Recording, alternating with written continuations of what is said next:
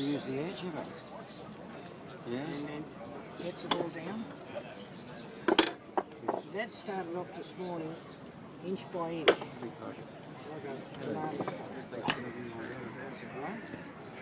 And they actually later on made face scoring tool. It was actually round, but it had tiny little cutters on it, and it had cut far, far better than what the edge of a file would cut, you know.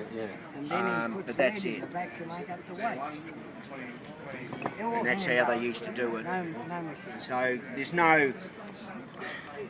I've been at it nearly 40 years, and you know, you read and you read and you read old books, and a lot of the old books cost you $1,000 because they're collectible as they are, you see, and it's trial and error.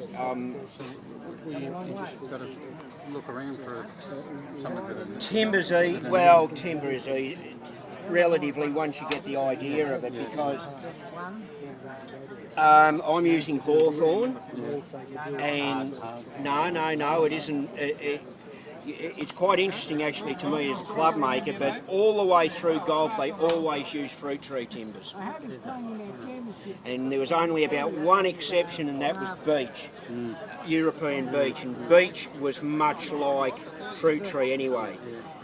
The earliest clubs known to exist are what they call the Troon golf clubs, and they're at the British Golf Museum at St Andrews. They date from the late 1500s or early 1600s. They don't really know, and they've got hawthorn heads. And they've got ram's horn in the leading edge. So hey, this is about 1880. These are, you know, 1580, 1600, you know what I mean? And really speaking, they're not much different. Ram's horn in the leading edge, a lot of lead in the back, and I think probably Tony showed you, did he, the club, you know? That's how much lead goes into a putter. And one of the things about putters, when you first start off, you never put enough lead in.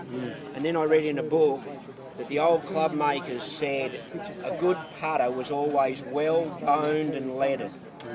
And I started thinking about that, and I thought, well, there's nothing wrong with putting too much lead in it and then bringing it back to what it, and then after more reading I found that that's exactly what they did. You always overpour the lead, because I haven't got, because this is a crummy head, right, it's got a crack in it, and that's why I use it for illustration, but we actually, in here, if you have a look in here,